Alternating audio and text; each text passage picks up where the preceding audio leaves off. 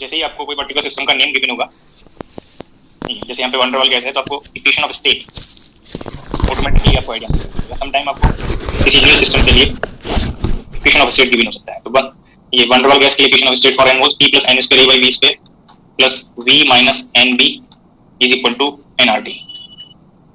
अब यहाँ से प्रेशर की relation in terms of T and V nRT by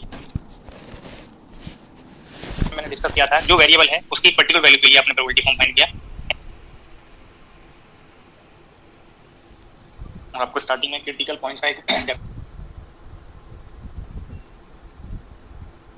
state automatically आपको आइडिया मिल जाएगा। सम टाइम आपको किसी न्यू सिस्टम के लिए इक्वेशन ऑफ स्टेट गिवन हो सकता है। ये वन डर वाल गैस के लिए equation of state for n was P + n square A by V square plus V minus NB is equal to nRT।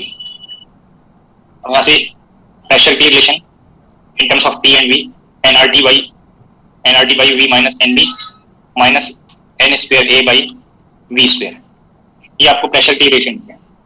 Eight critical point first order derivative of pressure with respect to volume 0 होगा, second order derivative 0 बनेगा। तो del P by del V अगर आप यहाँ पे एक constant temperature find करें तो ये वैल्यू आपको यहाँ से कंफर्म हो गया।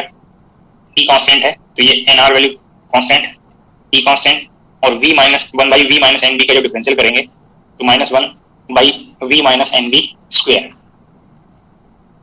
अब ये टर्म का डिफरेंशियल करेंगे तो minus n square A constant है, 1 बाई V स्क्वायर का डिफरेंशियल करेंगे तो माइनस 2 बाई V क्यूब। ये आपको first order derivative at constant temperature पता चल गया। फिर से वन टाइम डिफरेंशियल करेंगे तो second order derivative at constant temperature minus nRT constant 1 by V minus NB whole square का जो डिफरेंशियल करेंगे तो minus 2 by V minus NB cube बनेगा। अब ये टर्म का डिफरेंशियल करेंगे तो twice n square A constant है, 1 बाई V पावर 3 का डिफरेंशियल करेंगे तो minus 3 this some change to 6 V power 4। ये आपको डेरिवेटिव्स फाइंड हो गए at critical point. P value PC, V value VC and T value TC से replace करेंगे और these derivatives del P by del V at constant T ये 0 बनेगा और सेकंड ऑर्डर डेरिवेटिव्स 0 बनेंगे।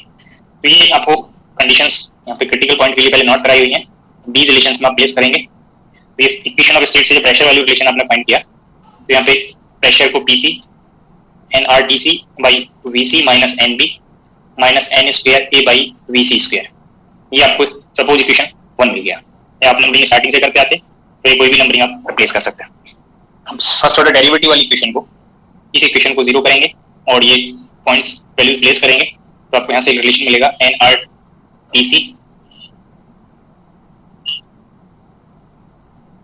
nRTC divided by VC minus NB square is equal to twice n square A by VC cube.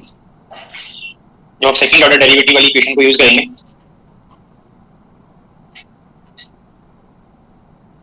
यहाँ से relation मिलेगा twice nRTC divided by VC minus NB cube is equal to 6 n square A by VC power 4। अब suppose ये equation को number 1 ले रहे थे तो ये इक्वेशन 2 हो गया, ये 3 और ये 4। अब इक्वेशन 3 और 4 को अगर आप यूज करें, इस इक्वेशन 4 में आप इक्वेशन 3 से डिवाइड कर दें, इक्वेशन 3 में इक्वेशन 4 से डिवाइड कर दें तो आपको पर्टिकुलर वेरिएबल वैल्यू आपको कंफर्म हो जाएगा। 3 में डिवाइड किया 4 से, नेक्स्ट स्लाइड में मैं नोट कर रहा हूँ, यहाँ से आप कंपेयर करें, ये nRTC कैंसिल आउट हो जाएगा और VC माइनस NB पावर यहाँ पे डिनोमिनेटर में 3 है, यहाँ पे डिनोमिनेटर में स्क्वायर है, तो जब डिवाइड करेंगे 3 को 4 से तो ये टर्म डिनोमिनेटर में जाएगा। फिर राइट साइड में डिवाइड करेंगे तो ये 2 और 6 का रेशियो 1/3 और ये VC पावर 4 न्यूमरेटर में जाएगा, बाकी टर्म्स एडजस्ट हो जाएंगे और VC क्यूब से ये VC पावर 1 बचेगा। इक्वेशन 3 को जब इक्वेशन 4 से आप डिवाइड करेंगे तो आपको यहाँ पे कंडीशन बनेगा VC minus NB by 2 is equal to VC by 3। तो जब यहाँ से आप सिंप्लीफाई करेंगे तो 3VC minus 3NB is equal to twice VC, तो VC is equal to 3NB। Suppose ये इक्वेशन नंबर 5 आपको मिल गया। अब इस इक्वेशन नंबर 5 से आप इक्वेशन 3 या 4 में ये VC वैल्यू अगर आप प्लेस कर दें तो जो रिलेशंस टेम्परेचर और वॉल्यूम में है तो यहाँ से टेम्परेचर की वैल्यू आपको फाइंड हो जाएगी। तो मैं इक्वेशन 3 में रिप्लेस कर रहा हूँ,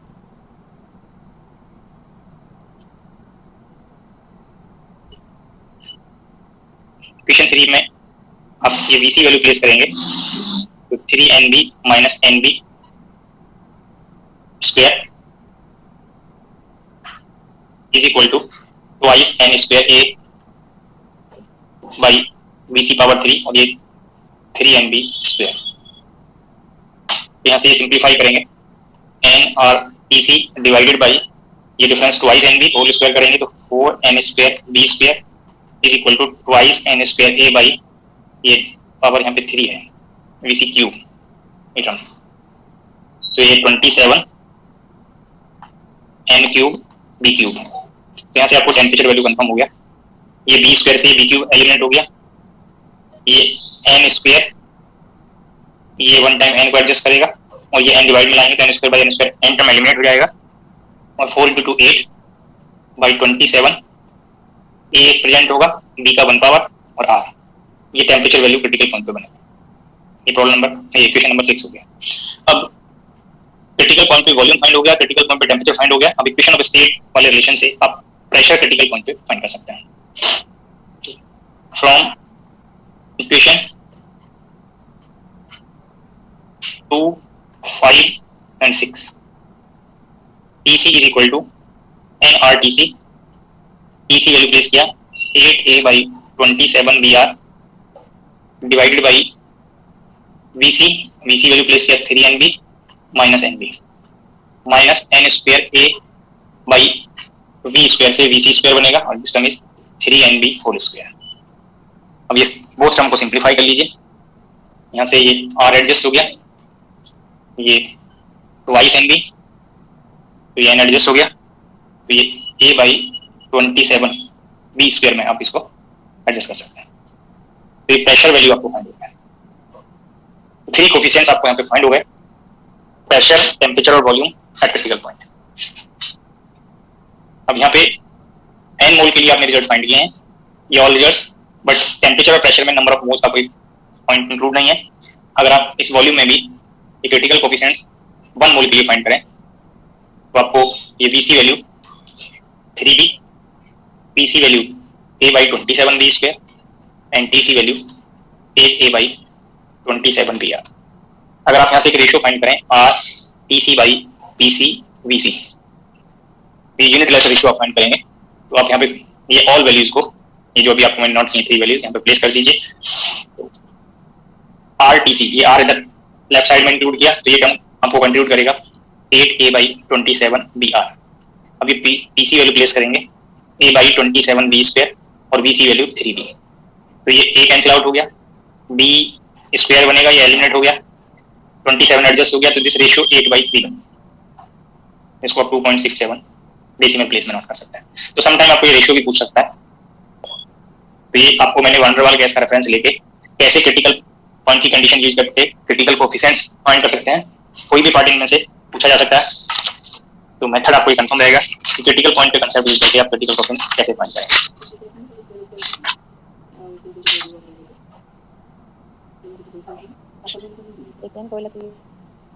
page number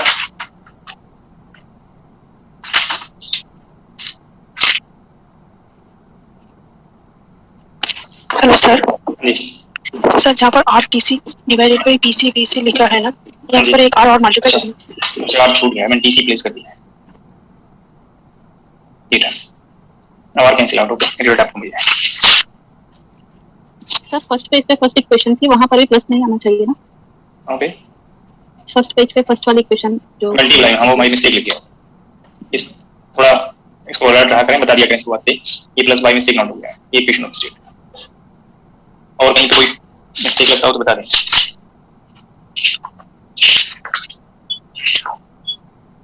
page number 66,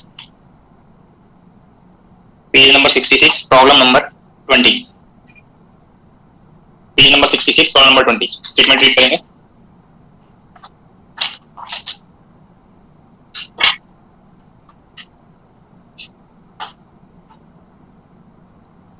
The van der Waals equation of state for a gas is given by P plus A by V square V minus B is equal to RT। 1 मोल के लिए आपको van der Waals equation of state दिया है, where P, V and T represent the pressure, volume and temperature respectively. A and B are constant parameters. At the critical point where all the roots of the above cubic equations are degenerate, the volume is given by. तो critical point पे volume की value पूछा है, critical volume पूछा है, जो भी मैंने n मोल के लिए अभी आपको डिस्कस किया है ये पार्ट, और इसी को 1 मोल के लिए मैंने यहाँ पे आपको कन्वर्ट करा दिया। तो ये 1 मोल के लिए आपको क्रिटिकल वॉल्यूम की वैल्यू पूछा है वन डर वाल गैस के लिए, तो डी ऑप्शन आपको यहाँ पे करेक्ट हो जाएगा। वीसी वैल्यू 3b मिलेगा 1 मोल के लिए।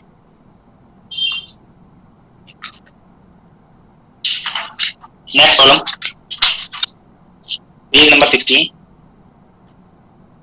Problem number 5। स्टेटमेंट रीड करिए, प्रॉब्लम को ट्राई करिए।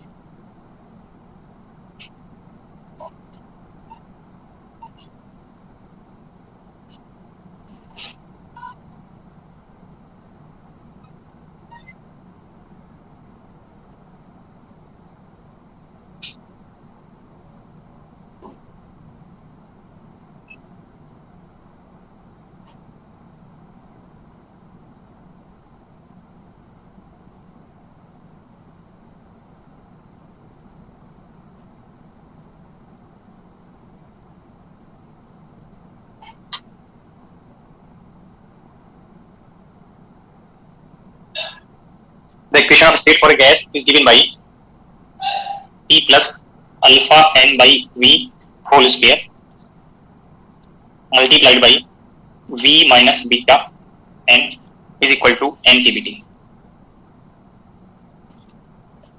अगर आप इक्वेशन फॉर्मेट को कंपेयर करें तो इस one der Waal equation of state में माइनर मॉडिफिकेशन है। अगर यहाँ पे हम n मोल के लिए नंबर ऑफ मॉलिक्यूल्स का कंसेप्ट आप इंक्लूड कर लें तो ये r को आप Na Kb रिप्लेस करेंगे तो n Kb n Na number of molecules में कन्वर्ट हो जाएगा। ये सभी को क्लियर होना चाहिए, पहले इस पॉइंट्स आपको बताए हुए हैं। जो p plus n square a by v square v minus N B is equal to nRT है। इसी पार्ट को आप अगर ये नंबर ऑफ मोल्स दिए हैं तो अगर total number of molecules n ले रहे हैं और 1 मोल में एवोगाड्रो नंबर के कुल मॉलिक्यूल्स होते हैं और n मोल्स में Na मॉलिक्यूल्स बनेंगे, तो स्मॉल n को आप n बाई Na ये रिप्लेस कर सकते थे, या आप इस r को NaKb ये टर्म भी आपको बताया है, तो इस Na को आप NKBT राइट में नोट कर सकते हैं। बाकी आप एनालॉजी करके भी प्रॉब्लम को कंप्लीट कर सकते हैं क्योंकि सिमिलर इक्वेशन फॉर्म है, और या आप स्टार्टिंग से आपको जो स्टेप्स मैंने बताया उनको फॉलो करके भी रिजल्ट को आप फाइंड कर सकते हैं। तो यहाँ से कंपेयर करें, अगर इस इक्वेशन से आप कंपेयर करेंगे तो ये ए वैल्यू इस पार्ट को p plus alpha square n square by V square v minus beta n is equal to NKBT। Left side को अगर आप एनालॉजी करेंगे तो ये small n b is equal to beta n बनेगा, और यहाँ से n square a by v square को कंपेयर करें तो ये अल्फा स्क्वायर n स्क्वायर बनेगा, और n वैल्यू आपको यहाँ पे बताया होगा, small n value n by na बताया होगा। तो अगर आप यहाँ पे प्लेस कर दें n by na b is equal to beta, n eliminate हो गया, then b is equal to beta na, और यहाँ से आप फिर से रिप्लेस करें n square by na square a is equal to alpha square, then a can be written as alpha square n square. तो आपको कोफिशिएंट्स a और b पता चल गए, इन्हीं के टर्म्स में आप रिजल्ट को अपडेट कर सकते हैं। तो कंपेयर करें, जो vc वैल्यू थी आपको बताया था 3nb, तो ये n की वैल्यू प्लेस कर दें और b की वैल्यू प्लेस कर दें तो आपको ये रिजल्ट कन्वर्ट हो जाएगा। तो 3sh n by na, b value beta na adjust हो गया 3n बीटा, bc वैल्यू आपको कंफर्म हो गया। बट प्रॉब्लम में आपको प्रेशर और पूछा है, तो pc वैल्यू अभी आपको डिस्कस किया था यहाँ पे a by 27b square, a और b की वैल्यू प्लेस कर दें alpha square na square 27b square beta square na square, तो alpha square by 27 beta square, ये प्रेशर वैल्यू बनेगा। तो कंपेयर कर सकते हैं Vc3 m बीटा और pressure alpha square by 27 beta square, D option correct बन गया। ये आपको van der Waal equation of state को रेफरेंस लेके, क्योंकि सिमिलर फॉर्म में आपको इक्वेशन है, ओनली ये कोफिशिएंट्स नोटेशंस में माइनर चेंज हो रहा है। तो लाइक दिस आप ये फाइंड कर सकते हैं, बट इस इक्वेशन में कोई भी अगर मॉडिफिकेशन होगा तो आप ये रिजल्ट को रेफरेंस लेके प्रॉब्लम कंप्लीट करेंगे तो जरूरी नहीं कि वो करेक्ट हो, इसलिए जो मेथड मैंने आपको यहाँ पे बताया है, ये मेथड को आपको अगर आप अप्लाई करके फाइंड करेंगे तो रिजल्ट करेक्ट है। पेज नंबर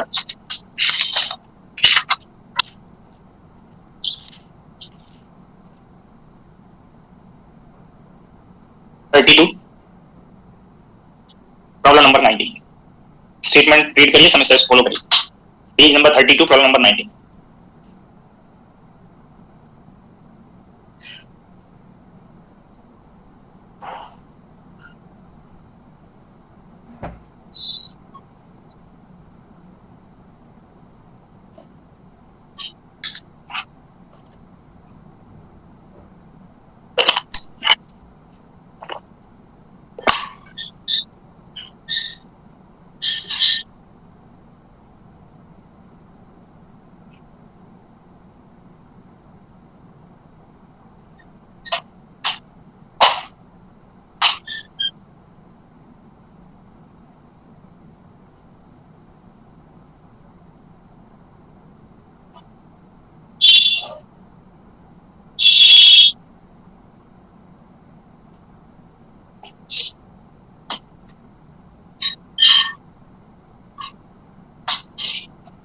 ये डिस्कस करता हूँ, जो सर सोलो किया आप कंपेयर करेंगे. The molar equation of state of a gas at temperature T, pressure P and volume V is given by E is equal to capital RT by V minus B minus A by T V square. ये आपको equation of state दिया है. Where A and B are two constants and R is the gas constant, the critical temperature and pressure of this gas will be. PC और PC की value find करनी है, but इसी equation को अगर आप थोड़ा सा एडजस्ट करें तो ये equation P plus A by T V square V minus B is equal to RT. तो आप यहाँ पे कंपेयर करें तो एस सच ये वन वाले इक्वेशन ऑफ स्टेट से मैच नहीं करता है, क्योंकि यहाँ पे ये टर्म है 1/T टर्म से मॉडिफाइड है. तो जरूर नहीं कि आपको जो रिजल्ट्स मैंने वन वाले गैस के लिए बताए वो उनसे रिजल्ट मैच है, इसलिए आपको कैलकुलेट करना. तो अगर इक्वेशन ऑफ स्टेट डिफरेंट है तो क्रिटिकल पॉइंट पे जो वैल्यूज हैं प्रेशर वॉल्यूम और टेम्परेचर की, जरूर नहीं कि वो सेम आए. तो यहाँ से आप डेरिवेटिव लेंगे, first order derivative del P by del B at constant T is equal to R constant T constant 1/v minus B का जो डिफरेंशियल करेंगे तो minus v minus B square बनेगा, minus a by T constant और 1/v square का जो differential करेंगे तो twice a by v cube. ये आपको फर्स्ट ऑर्डर डेरिवेटिव फाइंड हो गया. और आप सेकंड ऑर्डर डेरिवेटिव फाइंड करेंगे del two p by del v square at constant temperature, इसका फिर से डिफरेंशियल करेंगे तो plus 2RT by v minus b cube minus 6/T v power 4. ये आपको pressure value, first order derivative और second order derivative find हो गए. फिर से क्रिटिकल पॉइंट का कांसेप्ट अगर आप अप्लाई करें, एट क्रिटिकल पॉइंट तो प्रेशर वाली इक्वेशन में आप PC is equal to RTC by VC minus B minus A by T PC VC square है. ये इक्वेशन 1. और जब ये फर्स्ट ऑर्डर डेरिवेटिव वाली कंडीशन अप्लाई करेंगे del P by del B at critical point is equal to 0, तो यहाँ से रिलेशन बनेगा RTC by VC minus B square is equal to twice A by TC VC cube. Suppose equation 2 है. Second order derivative del two P by del B square at critical point is also 0, तो यहाँ से condition बनेगा twice RTC by VC minus B cube is equal to 6A by TC VC power 4. ये equation 4 होगी. 3 इसको आप 4 note कर सकते हैं. तो यहाँ से आपको दीज इक्वेशन से अगर आप इक्वेशन सेकंड में इक्वेशन 3 से डिवाइड करें तो RTC by VC minus B square divided by 2RTC by VC minus B cube is equal to twice A by TC VC cube divided by 6A by TC VC power 4. तो यहाँ से आपको relation बन गया, ये VC minus B square और ये cube 1 power VC minus B का न्यूमरेटर में एडजस्ट होगा और ये RTC कैंसिल आउट हो गया बाई 2 बनेगा. राइट साइड में ये TC VC पावर 4 न्यूमरेटर में जाएगा, TC कैंसिल आउट हो गया तो VC पावर 1 प्रेजेंट होगा और 2/6 ये कैंसिल आउट हो गया, ये 3 बन गया. तो यहाँ से क्रिटिकल वॉल्यूम वैल्यू ये फिर से आपको 3 बन गया. अब ये वैल्यू को प्रॉब्लम में प्रेशर और टेम्परेचर पूछा था, वॉल्यूम नहीं फाइंड करना था, वॉल्यूम आपने फाइंड कर लिया. अब ये VC वैल्यू को इक्वेशन, ये सपोज मैंने 5 नोट कर दिया, इक्वेशन 2 एंड 5 यूज करेंगे. इक्वेशन 2 में अगर आप VC वैल्यू प्लेस कर दें तो टेम्परेचर आपको फाइंड हो जाएगा. TC square term twice A और यहाँ से 3B minus B that is twice B square किया तो ये 4 टर्म मल्टीप्लाई होगा इधर 2 में, तो ये 8 बन गया. और ये B स्क्वायर टर्म था VC क्यूब, B का 1 पावर प्रेजेंट रहेगा, R डिवाइड में आएगा और 3 का पावर 3 दैट इज 27. तो TC स्क्वायर आपको यहाँ पे फाइंड हुआ और TC वैल्यू जब आप फाइंड करेंगे तो स्क्वायर रूट लेंगे 8A बाई 27 BR. इस रिलेशन को भी फिर से कोई नंबर प्रेजेंट कर देंगे, सपोज ये 6 मैंने नोट कर दिया. अब ये VC वैल्यू और ये TC वैल्यू इक्वेशन 4 में प्लेस कर दें तो प्रेशर वैल्यू आपको फाइंड हो जाएगा. और TC is equal to RTC by PC minus B 3B minus B minus A by T VC square. तो TC वैल्यू अभी आपने फाइंड किया 8 स्क्वायर रूट में, या TC ऑप्शन को अगर आप चेक करें तो प्रेशर वैल्यू टेम्परेचर और कोफिशिएंट B में डिफाइन किया है, तो TC को ऐसा TC रखें और VC वैल्यू प्लेस करें.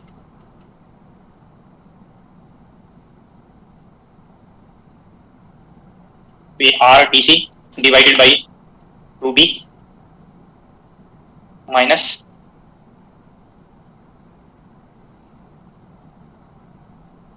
VC स्क्वायर नोट हो गया कहीं. चाहिए, ए को एलिमिनेट करेंगे, ए को एलिमिनेट करेंगे इस पार्ट से, इस रिलेशन को यूज करके। तो ए वैल्यू बनेगा 27 BR TC square by 8, 27 BR divided by 8, numerator में TC स्क्वायर, ये TC डिवाइड वाला, और ये 9T square. these two term को एडजस्ट कर लीजिए। तो B का 1 पावर एडजस्ट हो गया, R TC by D common लेंगे तो ये 1/2 माइनस, और ये 9 और ये 27, ये 3 टाइम एडजस्ट हुआ, और ये 8, इसको एलसीएम लेंगे तो ये 8 बनेगा, तो ये 4 minus 3 that is R TC by 8B। Pressure value आपको फाइंड हो गया in terms of temperature TC and coefficient B। तो TC value square root 8A by 27 BR और TC value RTC by 8B। मैंने दोनों बार कैलकुलेट करा दिया, बट ऑप्शन आप TC वैल्यू से सिलेक्ट कर सकते थे, क्योंकि TC वैल्यू आपको D ऑप्शन में मैच होता है।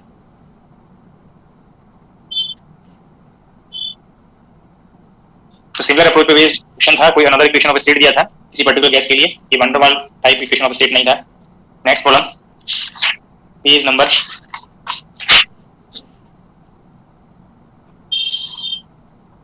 23, प्रॉब्लम नंबर 12।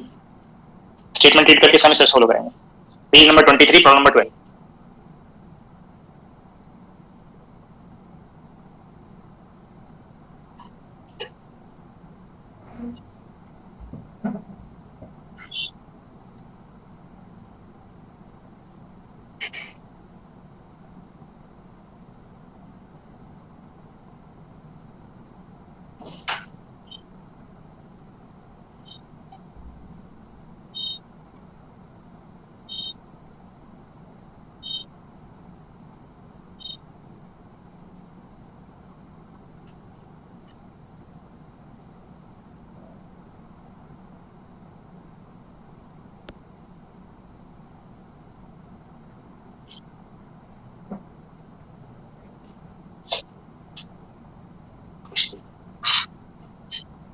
मैं डिस्कस करता हूं, कंपेयर करेंगे। The pressure P of a system of capital N particles contained in a volume V at temperature T is given by P is equal to N kBT minus 1/2 AN square plus 1/6 BN cube, where N is the number density. सबसे पहले जो small n notation था वो mostly किसी में number of मोल के लिए use हुआ लास्ट सम क्वेश्चंस में, बट यहाँ पे कहा पार्टिकल डेंसिटी, तो इसको आप N/V प्लेस करेंगे। C and B are temperature independent constants if the system exhibits a gas liquid transitions, और gas liquid transition the critical temperature is।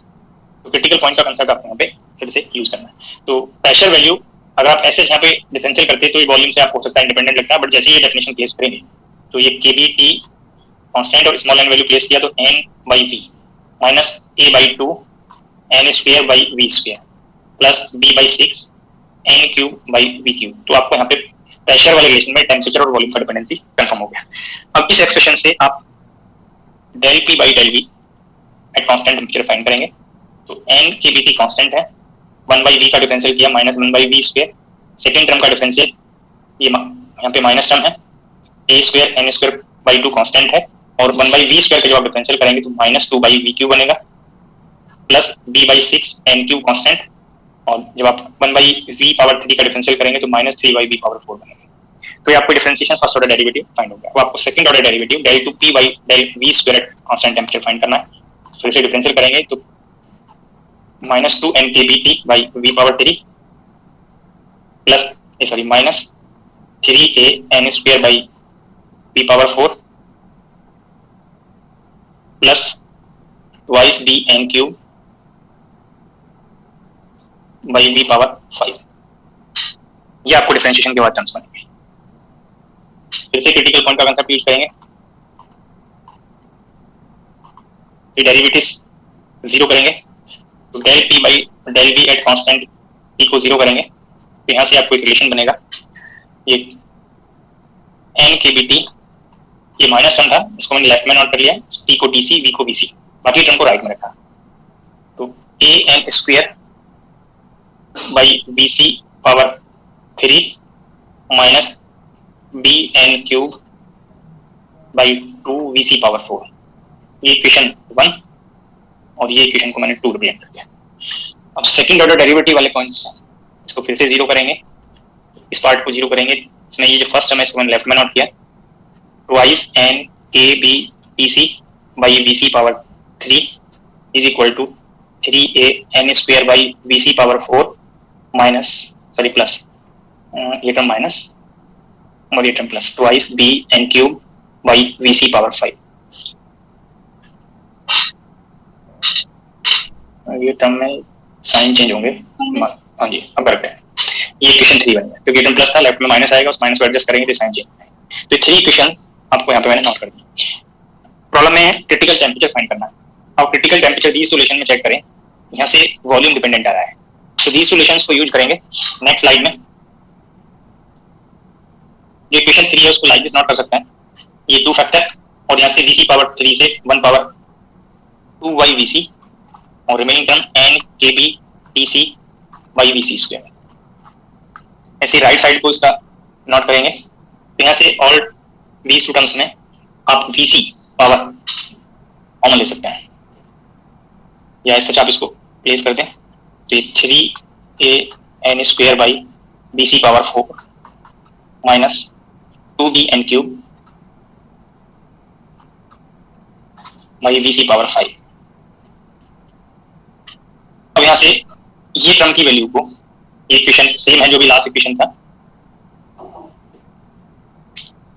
तो फ्रॉम इक्वेशन 2 and 3 तो 2yVCSH, अब इक्वेशन 2 से n kbtc by VC² left में place कर दें। अब compare करें ये n kbtc बाई VC² ये वैल्यू प्लेस करेंगे, तो ये an² by VC⁴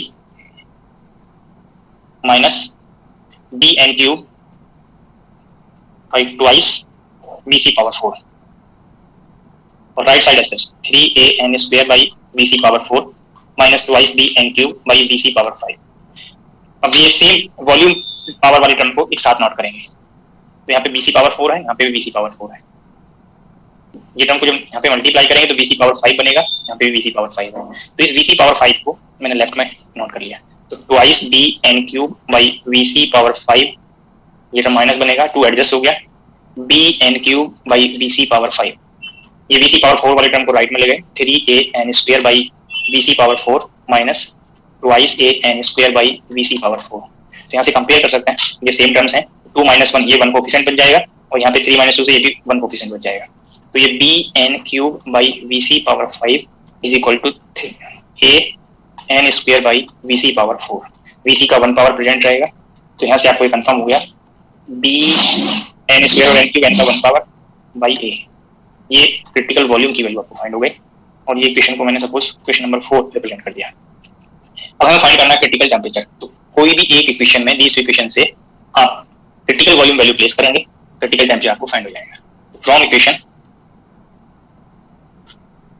2 and 4 n kbtc divided by VC²।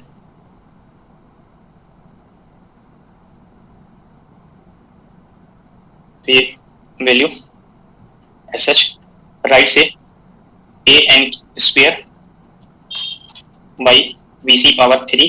तो यहाँ से मैंने ये 1 बाई VC² सेपरेट कर दिया, VC minus bn³ by 2 VC⁴ था, तो VC²। अब यहाँ से VC² कैंसिल आउट हो गया, n kbtc is equal to an² by bn by a minus bn³ by 2sh bn by a whole square. तो यहाँ से सिंप्लीफाई करेंगे टर्म को, तो न्यूमरेटर में a² बनेगा, n पावर 1 बचेगा, n a² बाई b। तो आप यहाँ पे कंपेयर कर सकते हैं 1 minus 1 by 2 n kbtc, n cancel out हो गया, and tc can be written as a² by 2b kb। This is critical temperature. Third option करते हैं। ये प्रॉब्लम कंप्लीट हो गया।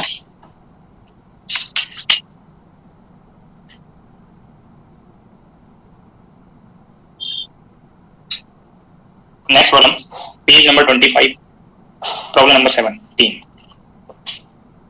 Page number 25, problem number 17। एक बार स्टेटमेंट रीड कर लीजिए।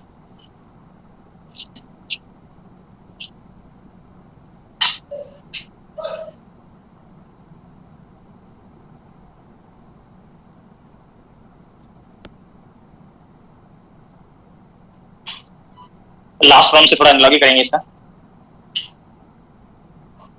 देखो जो लास्ट प्रॉब्लम में रिजल्ट पूछा था वो मैंने कंप्लीट कर दिया, इसी में मैं थोड़ा हिंट कर रहा हूँ। ये टीसी वैल्यू आपने फाइंड कर दिया। अगर लास्ट प्रॉब्लम से आपको प्रेशर भी फाइंड करना होता तो इस एक्सप्रेशन में आप टीसी और वीसी वैल्यू प्लेस करके आप प्रेशर वैल्यू फाइंड कर सकते थे। इस इक्वेशन को मैंने सपोज इक्वेशन 5 रिप्रेजेंट कर दिया। तो फ्रॉम इक्वेशन मैं लास्ट प्रॉब्लम में भी हिंट कर रहा हूँ 1, 4 एंड 5, तो pressure value N K B T C by V C, ये रिलेशन। तो टीसी वैल्यू प्लेस करेंगे। नेक्स्ट टर्म है a by 2 N square by V C square, and last term है b by 6 N cube by V C cube. ये V C की value place कर दें और ये टेम्परेचर वैल्यू प्लेस कर दें। Pressure value N K B, V C value B N by A, और temperature value A square by 2 B K B, minus A by 2 N B N by A whole square plus B by 6 N cube by B N by A cube. अब यहाँ पे A B के terms में आप ये ratio cancel out हो गया, A B value. अब न्यूमरेटर एन भी कैंसिल आउट हो गया, ये टर्म ए क्यूब और A cube by B square notation में टर्म बनेंगे। यहाँ पे ये 1/2, ये फैक्टर 1/2 और ये फैक्टर 1/6 है।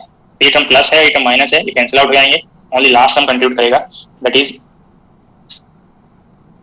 ये, और सिंपली ए क्यूब बनेगा बाई 6 बी स्क्वायर। ये बी का 1 पावर और यहाँ से क्यूब है तो बी स्क्वायर बनेगा, ए क्यूब न्यूमरेटर में जाएगा। एक प्रेशर वैल्यू आपको मिल गई। अब यहाँ से अगर आप एक रेशियो फाइंड करें K B T C by V C, या सॉरी रो टर्म था, तो यहाँ पे एन, ये टर्म एन सी वैल्यू चाहे तो इंक्लूड कर सकते थे, N by P C V C, ये टर्म, फिर रेशियो आपको पता चल जाएगा। बस सजेस्ट करने का मीनिंग ये यहाँ पे था कि जो अभी नेक्स्ट प्रॉब्लम है पेज नंबर 25 पे प्रॉब्लम नंबर 17, अगर आप कंपेयर करें तो ये K B T rho minus B 2 rho square plus B 3 rho cube. Rho value statement में मेंशन है नंबर डेंसिटी, तो rho is defined as N by V, और जैसे ही प्लेस किया तो सिमिलर डिपेंडेंसीज आपको मिलेंगी। ओनली ये ए और बी कोफिशिएंट्स के जो मल्टीपल फैक्टर्स थे वो चेंज होंगे। चेक कर सकते हैं लास्ट फॉर्म जो मैंने सजेस्ट किया है। फर्स्ट टर्म का डिपेंडेंसी 1/v, ये v स्क्वायर 1/, ये 1/q। ओनली ये कोफिशिएंट्स को आप कंपेयर कर दें तो रिलेशन अभी भी आपको सेम रहेंगे। तो आपको ये डिस्कस करने की जरूरत तो नहीं है, जैसे इसलिए मैंने कंपेयर किया है कि डिफरेंशियल करेंगे तो रिजल्ट आपको यहाँ पे लास्ट प्रॉब्लम में ए और बी में फाइंड हुए हैं, इस प्रॉब्लम में आपको B2 और B3 में फाइंड जाएंगे। बाकी जो रिजल्ट्स होंगे सिमिलर वे में आपको बनेंगे, और जो आप रेशियो फाइंड करेंगे तो लास्ट प्रॉब्लम में रेशियो भी सेम आपको मिलेगा। यहाँ पे जो रेशियो फाइंड करना है तो कंपेयर करें rho C A B T C by B C. Rho value है यहाँ पे एन बाई बी, तो ये टर्म की value N K B T C by P C V C, ये रेशियो आपको यहाँ पे फाइंड करना है। तो न्यूमेरिकल वैल्यू आप फाइंड कर सकते हैं।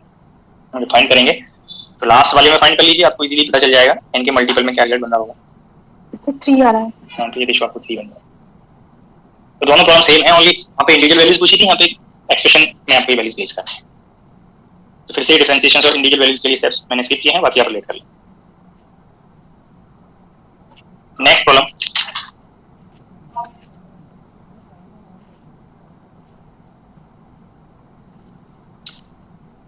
Page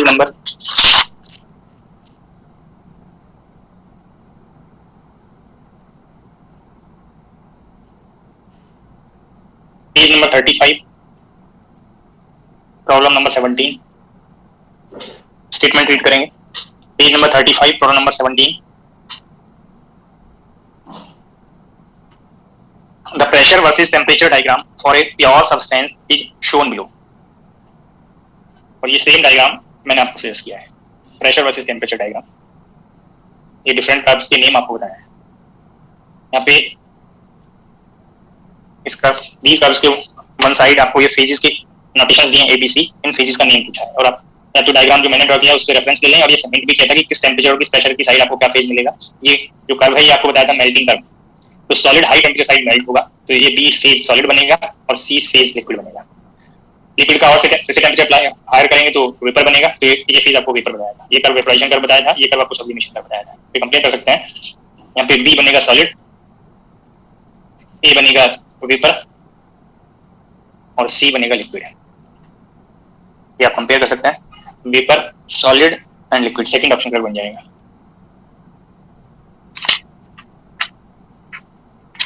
next problem page number 15 पे प्रॉब्लम नंबर सेकंड है, सिमिलर अप्रोच है। यहाँ पे फेजेस के नेम पूछा था, इस प्रॉब्लम में आपको कर्व्स के नेम पूछे। The phase diagram of a pure substance is given in the figure below where T denotes the triple point and C denotes the critical. Temperature और प्रेशर, वर्टिकल एक्सिस पे आपकी बार temperature लिया है और horizontal axis पे pressure है।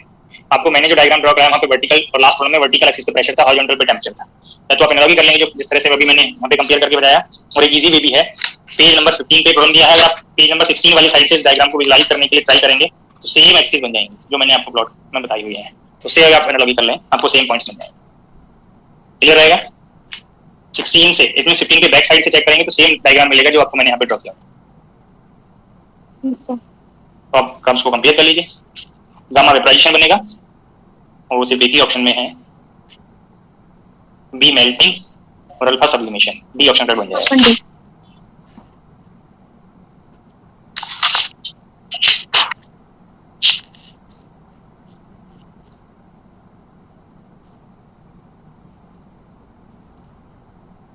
Page number 9 problem number 18।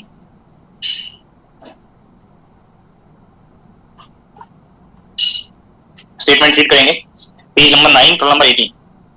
Which one of the following is a first order phase tension? आपको last lecture में एग्जांपल्स नोट कराए फर्स्ट ऑर्डर और सेकंड ऑर्डर फेज टेंशन के regarding. Vaporization of liquid at its boiling point, ferromagnetic to paramagnetic, normal liquid helium to superfluid helium, super conducting to normal state. तो last के example जो options हैं B, C और D, आप check करिए। ऐसे आपको सेकंड ऑर्डर फेज टेंशन में नोट कराया। फर्स्ट जो आपको यहाँ पे ऑप्शन है वहाँ पे नोट कराया था liquid vapour phase tension away from critical point, but यहाँ पे जो कंडीशन दिया वो वेपर बॉइलिंग पॉइंट का कंडीशन दिया है। तो बॉइलिंग पॉइंट पे लिक्विड बॉइल होता है और वेपर में कन्वर्ट होता है, तो क्रिटिकल पॉइंट से हायर टेंपरेचर साइड में। तो ये क्रिटिकल पॉइंट पे कंडीशन नहीं है जो सेकंड ऑर्डर के एग्जांपल में जाएगा, इसलिए फर्स्ट ऑर्डर आपने 3 सेपरेट कर दिए, सेकंड, थर्ड और last option second order phase tension के एग्जांपल से। तो ओनली फर्स्ट ऑप्शन जो आपको यहाँ पे दिया है वो फर्स्ट ऑर्डर का एग्जांपल है। जो स्टेटमेंट मैंने वहाँ पे एग्जांपल के लिए नोट कराया फर्स्ट ऑर्डर में, liquid vapour phase tension other than critical या away from critical. Page number 9 पे problem number 19। In the region of coexistence of a liquid and vapour phases of a material. Statement फिर से read करें तो इससे आपको ये हिंट मिलेगा कि जो आप फेज टेंशन की बात कर रहे हैं वो फर्स्ट ऑर्डर है या सेकंड ऑर्डर है। In the region of coexistence of a liquid and vapour phases of a material, दोनों फेजेस कोएग्जिस्ट करती हैं लिक्विड और वेपर, तो अदर देन क्रिटिकल पॉइंट की बात कर रहे हैं। तो फर्स्ट ऑर्डर फेज ट्रांजिशन में आपको ये नोट कराया हुआ है कि जो सेकंड ऑर्डर डेरिवेटिव्स हैं वो डाइवर्स करते हैं इनफाइनाइट जाते हैं। तो डी ऑप्शन मोर एप्रोप्रिएट बनेगा। कोई 3 नोटेशंस बताए हुए हैं हीट कैपेसिटी के लिए, आइसोथर्मल कंप्रेसिबिलिटी और coefficient of volume expansion. Beta और के डेफिनेशन सेकंड और थर्ड ऑप्शन में डिफाइन किए हुए हैं। तो सीपी, बीटा एंड के ये इनफाइनाइट को अप्रोच करेंगे, सीवी भी अप्रोच करेगा। ठीक है, तो फर्स्ट भी इंक्लूड कर सकते हैं अगर मल्टी ऑप्शन की बात करें। अगर एप्रोप्रिएट जाना single option pattern correct pattern में तो डी करेक्ट बनेगा। Next problem page number 8 problem number 13 and problem number 15। Page number 8 problem number 13 and 15। Which of the following is an example of a first order phase transition? Liquid gas phase transition at critical point, paramagnet to ferromagnet phase transition, normal metal to superconductor phase transition, and last option liquid gas phase transition away from critical point. तो first 3 options जो हैं वो second order phase transition के examples में आपको note कराए हैं और लास्ट जो ऑप्शन है वो फर्स्ट ऑर्डर फेज ट्रांजिशन के एग्जांपल में आपको नोट कराया है। Problem number 15। A second order phase transition is one in which the plot of entropy as a function of temperature shows a discontinuity। Recall करेंगे second order phase transition के लिए आपको note कराया है गिब्स फ्री एनर्जी और first order derivatives continuous होंगे transition point पे, second order derivatives of Gibbs energy discontinuous होंगे ट्रांजिशन पॉइंट पे। और सेकंड ऑर्डर फेज ट्रांजिशन में क्या क्या प्रॉपर्टीज डिसकंटिन्यूअस होंगी, उनमें से कुछ प्रॉपर्टीज नॉट कराई हैं और क्या कंटिन्यूअस होंगी वो भी आपको नॉट कराई हैं। आप कंपेयर करें सेकंड ऑर्डर में एंट्रोपी मैंने कंटिन्यूअस बताया है, तो फर्स्ट ऑप्शन में लिखा है डिसकंटिन्यूटी, रॉन्ग हो गया। Second option the plot of specific heat shows a specific heat as a function of temperature shows a discontinuity.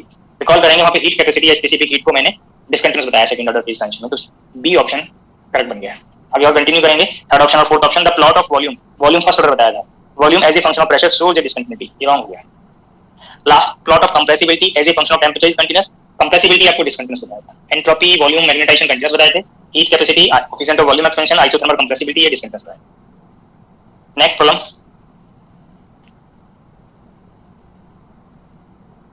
Page number 9 problem number 25, page number 9 problem number 25 statement read करेंगे।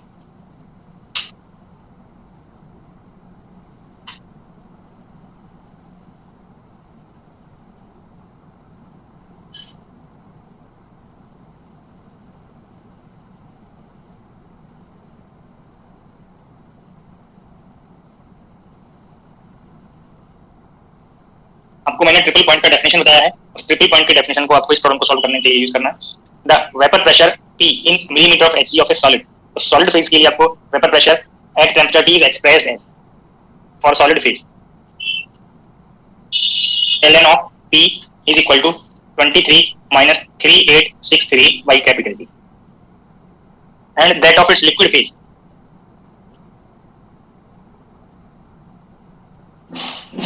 ln of P is equal to 19 minus 3063 by capital T. The triple point in Kelvin of the material. It means triple point पे आपको temperature की values find करनी है। Recall करेंगे triple point पे मैंने आपको डेफिनेशन में नोट कराया है कि थ्री फेजेस इक्विलिब्रियम में एग्जिस्ट करती हैं, वो एग्जिस्ट करती हैं इक्विलिब्रियम में, या थ्री का इंटरसेक्ट करता है। थोड़ा रिकॉल करेंगे, आप लोग अगर थ्री वेरिएबल्स इक्वेशंस को सॉल्व करने लगे, लीनियर इक्वेशंस को इन एक्स वाई जेड, तो आप लोग दीज थ्री वेरिएबल्स की यूनिक वैल्यू फाइंड करने के लिए आपको थ्री रिलेशंस की रिक्वायरमेंट होती थी लीनियर इक्वेशन को सॉल्व करने के, जिसमें आपने डिफरेंट मेथड्स यूज किए हैं, चाहे variable coefficient elimination method use किया हो, चाहे क्रॉस मल्टीप्लिकेशन यूज किया हो, बट जो सॉल्यूशंस फाइंड होते थे वो थ्री रिलेशंस को सेटिस्फाई करते हैं। एक्स वाई जेड की जो वैल्यूज फाइंड होती थी थ्री इक्वेशन से सॉल्व करके, वो ऑल थ्री इक्वेशंस को सेटिस्फाई करती है। ये पॉइंट रिकॉल होगा सर। अगर टू वेरिएबल इक्वेशन होता तो बोथ इक्वेशंस के लिए कॉमन पॉइंट होता है जो सॉल्यूशन आता है, तो अभी भी यहाँ पे सेम मीनिंग है कि टू वेरिएबल्स हैं यहाँ पे, तो थर्ड इक्वेशन की जरूरत भी नहीं है। थ्री वेरिएबल्स होते रिलेशन में, तो आपको फिर से थर्ड फेज जो आपको यहाँ पे वेपर फेज बनेगा, वेपर फेज के लिए आपको रिलेशन की रिक्वायरमेंट होती है ट्रिपल पॉइंट, बट यहाँ पे टू वेरिएबल रिलेशन है, इसलिए आपको टू इक्वेशंस की रिक्वायरमेंट है इस यहाँ पे पी और टी की यूनिक वैल्यू फाइंड करनी। तो आपको एक कंफर्म होना चाहिए कि ट्रिपल पॉइंट के कांसेप्ट से हम दीस रिलेशंस को क्रिएट कर सकते हैं। क्रिएट करने का रीजन क्या है? क्योंकि जो पी और टी की वैल्यूज आएंगी वो बोथ रिलेशंस को सेटिस्फाई करेंगे। हमें टेंपरेचर की वैल्यू चाहिए, वो बोथ इक्वेशंस को आप इक्वेट करेंगे। बोथ इक्वेशन से हम प्रेशर को एलिमिनेट करेंगे बाय इक्वेटिंग दीस सॉल्यूशंस। अब मैथमेटिकली इजी प्रॉब्लम है, बट आपको रीजन भी पता होना चाहिए कि इक्वेट करने का रीजन क्या है। 23 minus 19 is equal to 3863 by t minus 3063 by t। ये डिफरेंस करेंगे तो t वैल्यू आपको यहाँ पे कंफर्म हो जाएगा।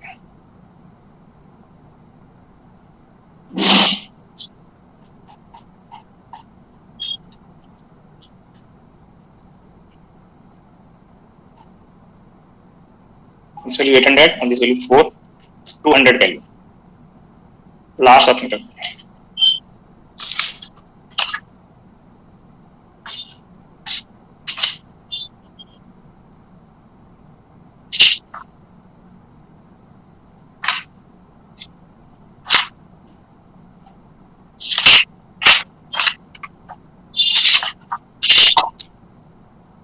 पेज नंबर 7 पे प्रॉब्लम नंबर 7 सेम अप्रोच है, न्यूमेरिकल वैल्यूज में माइनर चेंज ट्राई कर लीजिए।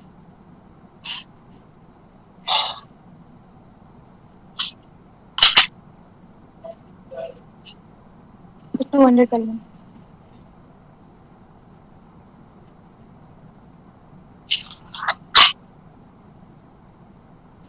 सॉलिड फेज के लिए आपको फर्स्ट जो वैल्यू है वो तो मैच करता है, बट जो सेकंड टर्म है वो वैल्यू डिफरेंट है।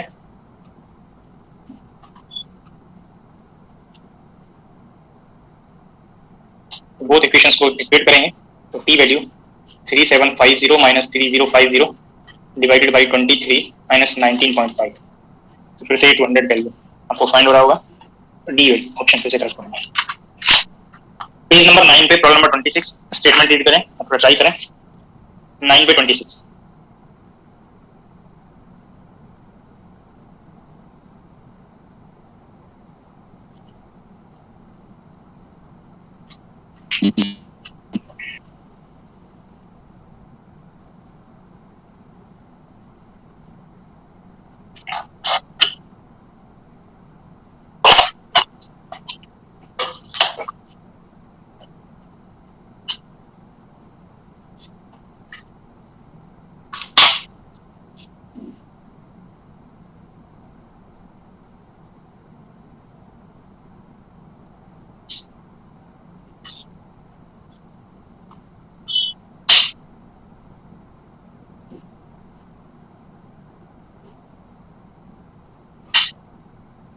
डिस्कस करता हूं, कंपेयर करेंगे।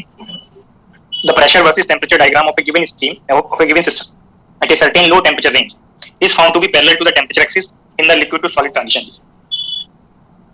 जिस रेंज के यहाँ पे रेफरेंस दिया उस रेंज के लिए प्रेशर वर्सेस टेम्परेचर डायग्राम का यहाँ पे हिंट है कि ये पैरेलल टू टेम्परेचर एक्सिस है उस पर्टिकुलर रेंज के लिए। The change in specific volume remains constant in this region. The conclusion one can get from the above is। और 4 ऑप्शंस के स्टेटमेंट को आप रीड करें तो एंट्रोपी या एंट्रोपी चेंज का आपको ऑप्शन रिलेट करना है। तो स्टेटमेंट में मेंशन है यहाँ पे liquid to solid transition region, liquid to solid transition. तो इससे आपको ये हिंट हो गया होगा कि फर्स्ट ऑर्डर फेज ट्रांजिशन है या सेकंड ऑर्डर फेज ट्रांजिशन। सभी को आइडिया हो जाना चाहिए कि ये आपको फर्स्ट ऑर्डर फेज ट्रांजिशन के एग्जांपल में नोट कराया और फर्स्ट ऑर्डर फेज ट्रांजिशन के लिए सम पॉइंट्स जो आपको नोट कराया उनसे आपको कंफर्म है कि क्लासियस क्लेपेरॉन लेटेंट हीट इक्वेशन यहाँ पे एप्लीकेबल रहेगा। स्टेटमेंट में स्पेसिफिक वॉल्यूम का रेफरेंस है, अगर हम मास इंक्लूड नहीं करें तो आप इनको स्मॉल भी नोट करेंगे। तो change in specific volumes constant statement में वर्ड यूज किया है और इस एल को लेटेंट हीट को आप चेंज इन एंट्रोपी से रिलेट कर सकते हैं। ये सभी को क्लियर होना चाहिए। एल को आप टी डेल्टा एस नोट करते आ रहे थे अब तक।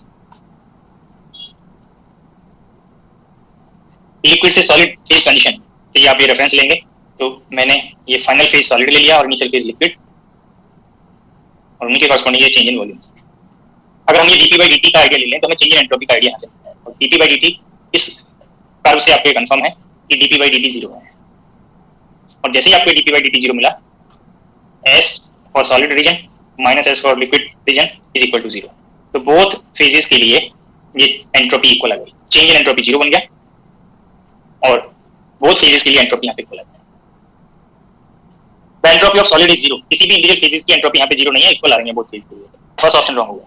The entropy increases when the system goes from liquid to solid phase in this temperature region. The entropy decreases when the system transforms from liquid to solid phase in this region of temperature.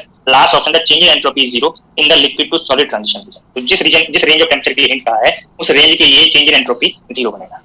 तो T option correct बनेगा। ये point सभी को clear हो गए? जी sir. Next slide में 2 problem number का reference दिया है मैंने, आप स्टेटमेंट रीड करके कंपेयर कर लीजिए। रिपीटेड पॉइंट्स हैं जो आपको एग्जांपल वाइज फेज ट्रांजिशन में नोट कराए हुए हैं।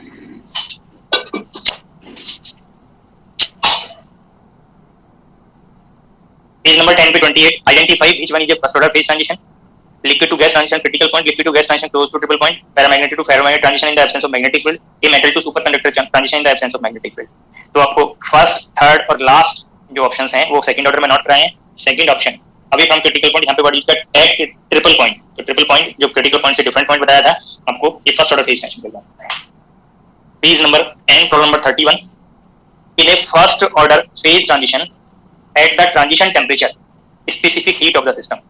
फर्स्ट ऑर्डर फेज ट्रांजिशन का रेफरेंस यहाँ पे हिंट किया है ट्रांजिशन टेम्परेचर पे specific heat, that is second order phase transition of get free energy. First order phase transition में जो सेकंड ऑर्डर डेरिवेटिव्स हैं वो डाइवर्ट करने के लिए हिंट किया था और फर्स्ट ऑर्डर डिस्टेंस बताया था। तो स्पेसिफिक हीट डाइवर्ट करेगी तो ए और बी ऑप्शन में डाइवर्जेस वर्ड यूज किया है, बट इसके आगे स्टेटमेंट को कंटिन्यू करें। First option diverges and it's entropy remain the same, second option diverges and entropy has a finite discontinuity. तो फर्स्ट ऑर्डर डेरिवेटिव एंट्रोपी जो डिस्कंटिन्यूअस होगा और ट्रांजिशन पॉइंट पे नोट कराया हुआ है, तो सेकंड ऑप्शन करेक्ट है, diverges and entropy has finite discontinuity. Third option पे जाएं, remains unchanged and it's entropy has a finite discontinuity. Entropy वाले पार्ट से तो करेक्ट है बट स्पेसिफिक हीट से रॉन्ग हो गया। Last option has finite discontinuity and entropy diverges, entropy first order है उसमें फाइनाइट डिस्कंटिन्यूटी बताया, तो ये लास्ट ऑप्शन भी रॉन्ग है। तो ऐसे पॉइंट्स मैंने आपको ये नोट कराए हुए हैं और ये आपको डिस्कस कर दिए। Page number 8 problem number 11 statement read करेंगे और ट्राई करेंगे. Page number 8 problem number 11.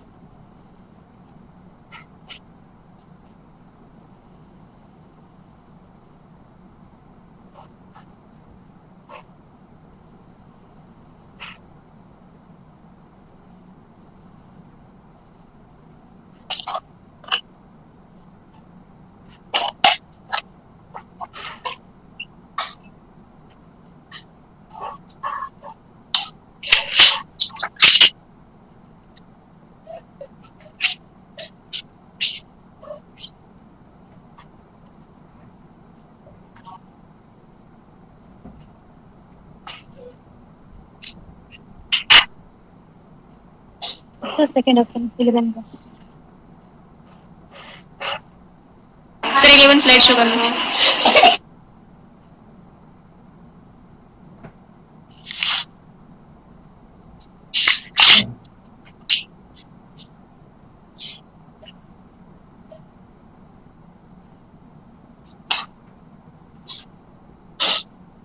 Discuss करता हूं, कंपेयर करेंगे. The boiling point of a liquid at pressure P0 is Tg. Its molar latent heat of vaporization is L and molar volume of liquid phase is negligible as compared to vapor phase. Molar volume को suppose मैंने यहाँ पे V से small v से represent कर दिया, ये Vm notation. Molar volume of liquid phase is negligible, is very very less than vapour phase.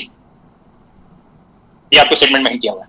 The vapor phase obeys perfect gas equation. The boiling point T at pressure P is given by. ये मैंने ये suffix अपर suffix यहाँ से हटा दिया. ये एक molar volume के लिए नोटेशंस हैं. तो यहाँ से आपको स्टेटमेंट से कंफर्म है boiling point of a liquid. Boiling point पे लिक्विड बॉइल करेगा और वेपर में कन्वर्ट होगा. Problem related with the liquid vapour phase transition at boiling point. It is the example of first order phase transition. और for first order phase transition we can use Clausius-Clapeyron latent heat equation. Liquid से vapour बनेगा, change in volume और 1 मोल. अब यहाँ पे ये part को option में अगर आप कंपेयर करें तो लेटेंट हीट और टेम्परेचर के टर्म्स में आपको प्रेशर वाला पार्ट डिलीट करना है. तो ये नेग्लिजिबल मेंशन किया हुआ है, तो ये नेग्लेक्ट करेंगे. L/T V for vapour phase. अब वेपर फेज के लिए स्टेटमेंट में मेंशन है कि ये आइडियल गैस और परफेक्ट गैस इक्वेशन को फॉलो करेगा. तो PV is equal to nRT और मोलर वॉल्यूम को नंबर ऑफ मोल से डिवाइड करके आप मोलर वॉल्यूम में कन्वर्ट कर सकते हैं. तो ये आपको यहाँ से PV for vapour is equal to RT, ये रिलेशन आप यूज कर सकते हैं ये टर्म को एलिमिनेट करने के लिए. तो dP/dt can be written as L/T RT/P. तो फर्स्ट ऑर्डर डिफरेंशियल इक्वेशन आपको मिल गया. Then dP/dt can be written as L/P/RT square. तो dP/P is approximately equals to L/R dt/t square. इसको इंटीग्रल करेंगे तो इंटीग्रेटिंग कांस्टेंट आप यहाँ पे ऐड कर सकते हैं या डेफिनेट इंटीग्रल है. स्टेटमेंट में डेटा दिया हुआ है boiling point of a liquid at pressure P0 is T0 और बॉइलिंग पॉइंट आपको टेम्परेचर T पे फाइंड करना है. तो लेफ्ट साइड में इंटीग्रल किया तो ln ऑफ P बनेगा, लिमिट प्लेस किया तो P/P0 और राइट साइड में L/R कांस्टेंट है. 1/T स्क्वायर का इंटीग्रल किया तो -1/T, लिमिट प्लेस करेंगे L/R SH 1/T0 -1/T. Option format के अकॉर्डिंग आप इसको एडजस्ट कर लीजिए. यहाँ से T0 कॉमन लिया हुआ है तो L/R T0 multiplied by 1 minus T0/T, ln of P/P0. ये आप ऑप्शन में कंपेयर कर लीजिए. L/R T0 1 minus T0/T first option कर देंगे.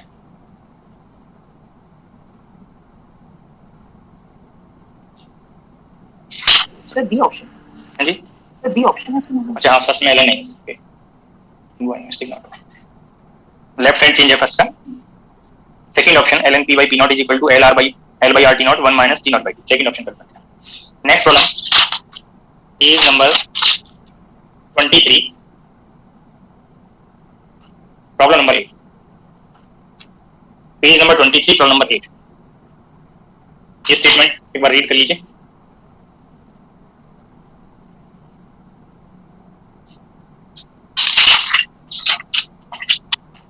यहाँ पे आपको प्लॉट दिया है, करेक्ट ऑप्शन सेलेक्ट करना प्लॉट के लिए.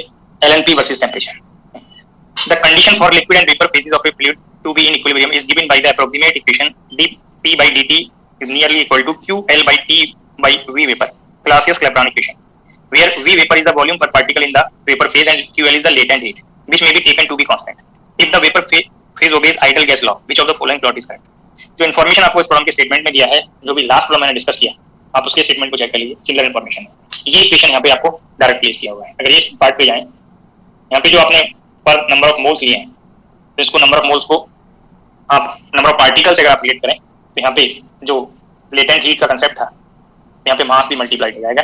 तो जो क्यूएल नोटेशन, सॉरी नोटेशन आपका क्यूएल में प्रेजेंट हो जाएगा, ये नंबर ऑफ पार्टिकल के इक्विवेलेंट आपको कंडीशन इंक्लूड हो जाएगा। तो ये सिमिलर इन्फॉर्मेशन आपको दिया है, तो ये इक्वेशन आपको ऐसे नोटेशन चेंज करके गिवन है, जो आपको यहाँ पे इस पार्ट से दिया है। अब अगर ये इंटीग्रेट करेंगे तो इस नोटेशन में एक माइनर चेंज होगा कि इस एल को चेंज कर दें क्यूएल से। तो यहाँ पे चाहे फिर से आप इंटीग्रेट कर लें या साथ मैंने नोट कराया इसी वजह से जिसे फिर से नोट ना करना पड़े, तो ये ln p by p naught is nearly equals to ql by r t naught 1 minus t naught by t। ये टर्म को आप थोड़ा सिंप्लीफाई करें तो ql by r t naught minus ql by r t, ये term constant है। जो problem में हिंट नहीं है उसको मैंने कांस्टेंट लिख दिया, टी नॉट भी यहाँ पे कांस्टेंट है। और थोड़ा सिंप्लीफाई करें, लेफ्ट साइड में ln p minus ln of p not, ये टर्म भी कांस्टेंट है, इसको भी राइट में इंक्लूड कर लिया। ये दोनों टर्म कोई न्यू कांस्टेंट बनाएंगे तो इक्वेशन लाइक दिस बनेगा। इस ln p का टेंपरेचर के रेस्पेक्ट में प्लॉट करना है। ये प्लॉट करेंगे,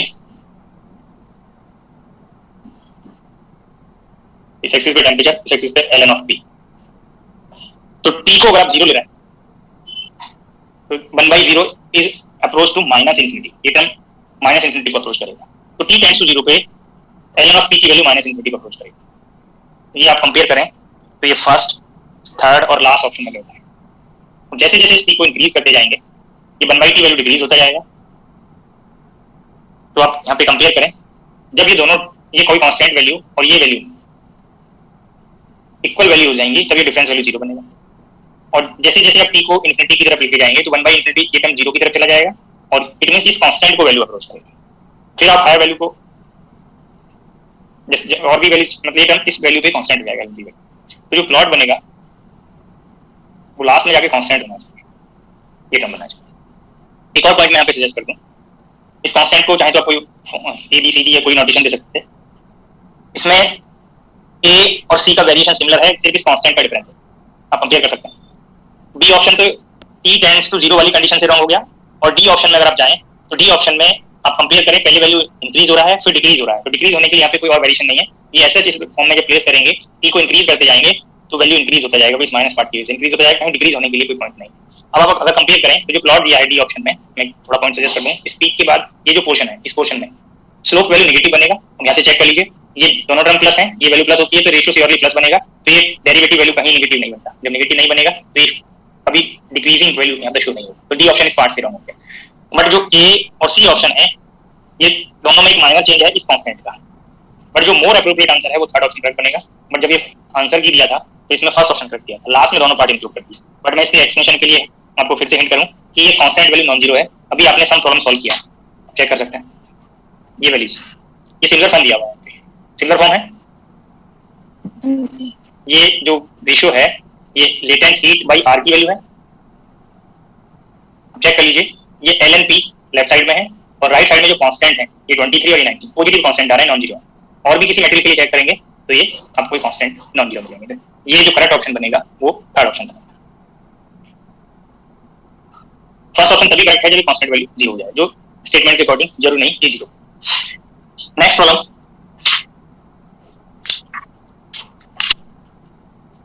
पेज नंबर 12 पे problem number 1, page number 12 problem number 1। Consider the transition of liquid water to steam as water boils at temperature of 100 degree centigrade under a pressure of 1 atmosphere. Which one of the following quantities does not change discontinuously at the transition point? तो जो example है statement से आपको यहाँ पे confirm हो रहा है कि फर्स्ट ऑर्डर फेज ट्रांजिशन का कांसेप्ट है, और फर्स्ट ऑर्डर फेज ट्रांजिशन के लिए आपको गिव्स फ्री एनर्जी कंटीन्यूअस बताया था, does not change discontinuously, it means वो कंटीन्यूअसली चेंज होना चाहिए। ट्रांजिशन पॉइंट पे, तो फर्स्ट ऑप्शन करते हैं। बाकी पार्ट पे अगर आप कंपेयर करें तो एंट्रोपी डिस्कंटिन्यूअस चेंज बताया था, स्पेसिफिक वॉल्यूम आपको डिस्कंटिन्यूअस चेंज बताया था, और जब आप इंटरनल एनर्जी को गिब्स एनर्जी से रिलेट करेंगे तो इंटरनल एनर्जी भी यहाँ पे चेंज होगा, तो इसमें एंट्रोपी का कंडीशन आ जाएगा। तो फर्स्ट ऑप्शन करते हैं। Next problem,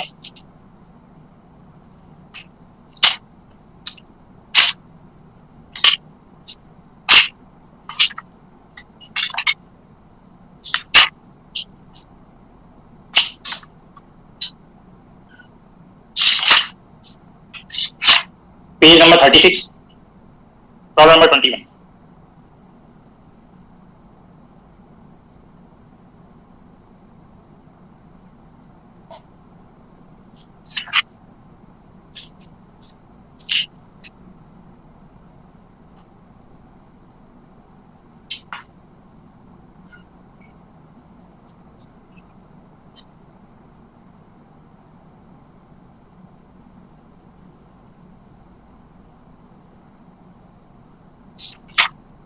Thirty six to 21.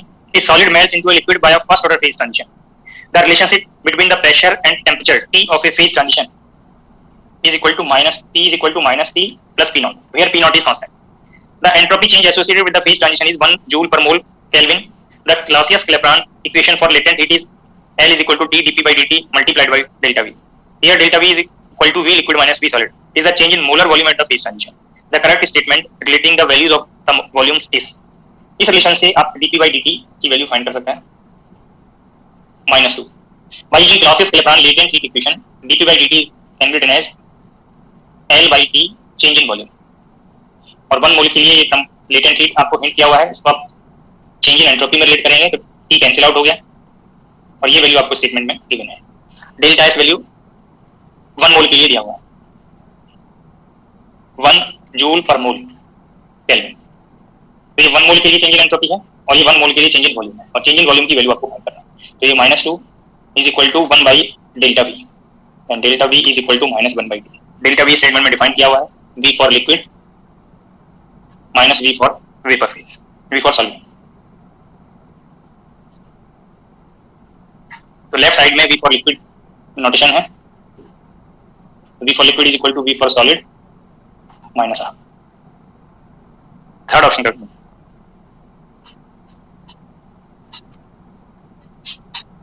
Next problem, page number 36, problem number 18. The transition from ordinary liquid helium first to superfluid helium second is an example of second order lambda point transition. The quantities that remain constant in such a transition at the transition point are. Second order phase transition के लिए आपको यहाँ पे that remain constant, constant का मतलब क्या है कि transition point पे सेम है, और transition point पे सेम बताया था गिब्स एनर्जी और first order derivatives of Gibbs energy. तो एंट्रोपी वॉल्यूम फर्स्ट ऑर्डर है, specific heat at constant pressure second order है, तो स्पेसिफिक हीट वाले पार्ट से रॉन्ग हो जाएगा। Second option pressure volume, pressure same रहता है आइसोथर्मल आइसोबारिक कंडीशन से, वॉल्यूम एंड आइसोथर्मल कंप्रेसिबिलिटी वाले पार्ट से रॉन्ग हो गया, क्योंकि आइसोथर्मल कंप्रेसिबिलिटी सेकंड ऑर्डर है।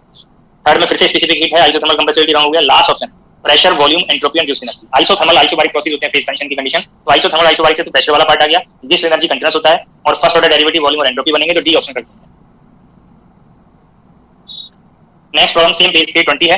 When A crystal melts into a liquid at constant pressure, which one of the following quantities changes continuously at the transition at the phase transition. अब compare करें, first order phase transition का example है, और first order phase transition में volume, entropy और internal energy ये सब आपको डिस्कंटीन्यूअस हिंट किए हैं, गिब्स एनर्जी कंटीन्यूअसली चेंज हुआ। तो फर्स्ट ऑप्शन करते हैं। कहीं वर्ड यूज करें कि कंटीन्यूअस है, कांस्टेंट सेम है, कंटीन्यूअसली चेंज होगा, ठीक है। जब डिस्कंटीन्यूअसली चेंज होगा तो वो वहां पे चेंज की बात कर रहे हैं, तो ये वर्ड जो है इनको प्रैक्टिकली स्टेटमेंट के अकॉर्डिंग यूज करेंगे। तो next column page number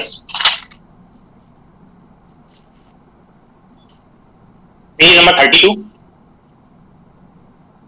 problem number 18। Page number 32, problem number 18 statement read करेंगे।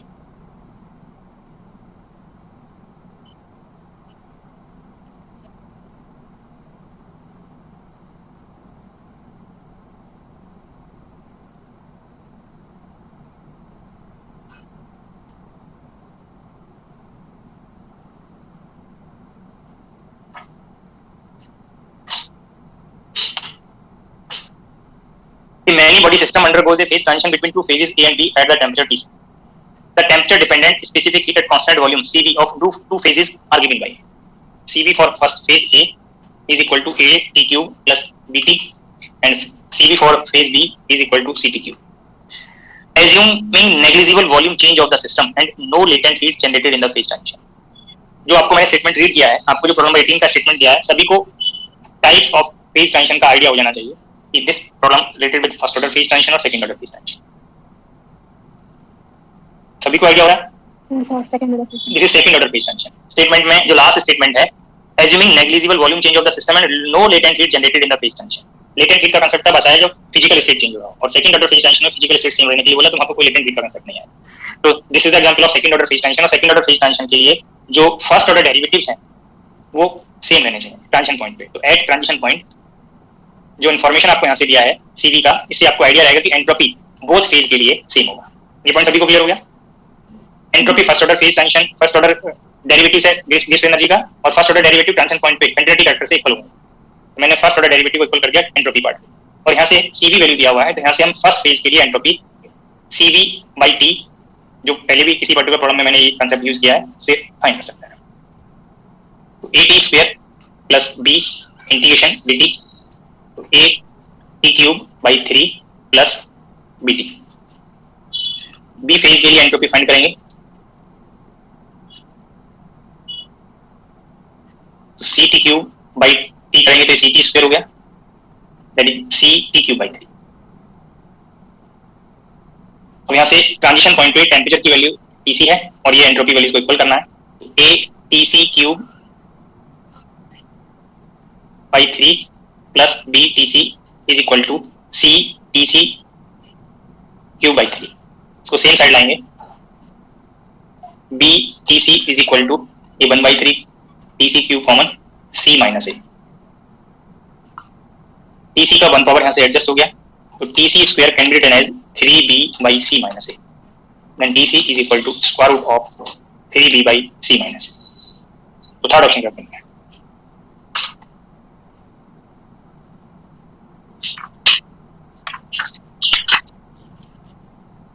नेक्स्ट प्रॉब्लम,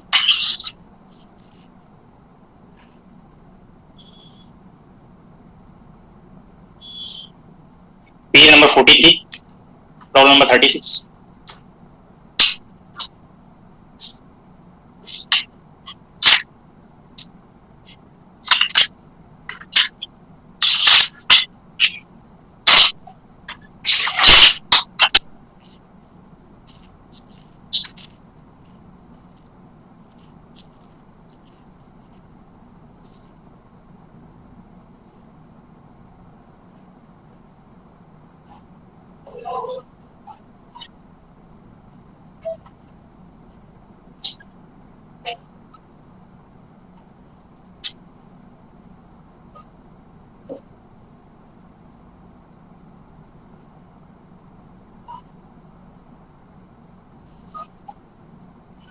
फोर्टी थ्री पे 36 स्टेटमेंट रीड करेंगे.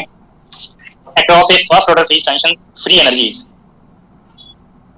proportional to temperature, discontinuous function of temperature, a continuous function of temperature, but its derivative is discontinuous, such that the first derivative with respect to temperature is continuous. आपको यहाँ पे first order phase transition का reference दिया है, और first order phase transition में free energy, अगर आप गिब्स एनर्जी का कांसेप्ट लें तो गिब्स एनर्जी कंटीन्यूअस होगा और फर्स्ट ऑर्डर डेरिवेटिव डिसकंटीन्यूअस होगा. सेकंड, अगर फर्स्ट ऑप्शन यहाँ से रिलेटेड नहीं है, second option discontinuous function of temperature. अगर इसको हम हेल्महोल्ट्ज एनर्जी ले रहे हैं, तो हेल्महोल्ट्ज एनर्जी गिब्स एनर्जी से जब रिलेट करेंगे तो वहाँ पे एंट्रोपी का पार्ट अगर इंक्लूड होगा या कोई और फर्स्ट ऑर्डर डेरिवेटिव वाला पार्ट आ रहा होगा तो उसे वो डिसकंटीन्यूअस हो जाएगा. तो सेकंड ऑप्शन, अगर फ्री एनर्जी को आप हेल्महोल्ट्ज एनर्जी ले रहे हैं तो डिसकंटीन्यूअस बनेगा, और थर्ड ऑप्शन में continuous function of temperature but it's derivative is discontinuous, और डेरिवेटिव में फर्स्ट ऑर्डर डेरिवेटिव लेंगे तभी करेक्ट बनेगा. स्टेटमेंट में फ्री एनर्जी वर्ड लिखा है, मैं दोनों पार्ट को यहाँ पे हिंट कर रहा हूँ. फ्री एनर्जी को अगर आप हेल्महोल्ट्ज एनर्जी ले रहे हैं तो हेल्महोल्ट्ज एनर्जी के अकॉर्डिंग ये जो सेकंड ऑप्शन है करेक्ट बन जाएगा, डिसकंटीन्यूअस फंक्शन बनेगा. अगर इसी में आप ये गिब्स एनर्जी ले रहे हैं तो गिब्स एनर्जी से थर्ड ऑप्शन करेक्ट बनेगा अगर डेरिवेटिव को फर्स्ट ऑर्डर डेरिवेटिव का पार्ट लेते हैं. पॉइंट क्लियर हुआ सभी को? Yes, sir. 35 पे 15 का स्टेटमेंट रीड करिए. 35 पे 15 एंड 16. बट सर यहाँ पर जैसे ये तो एग्जाम का क्वेश्चन है, तो सर हमें ज्यादा एप्रोप्रिएट कौन सा होगा? एप्रोप्रिएट जैसे फ्री एनर्जी आप गिब्स एनर्जी के टर्म्स में डिफाइन करते हैं, तो आप गिब्स एनर्जी के लिए थर्ड ऑप्शन को करते हैं. Okay.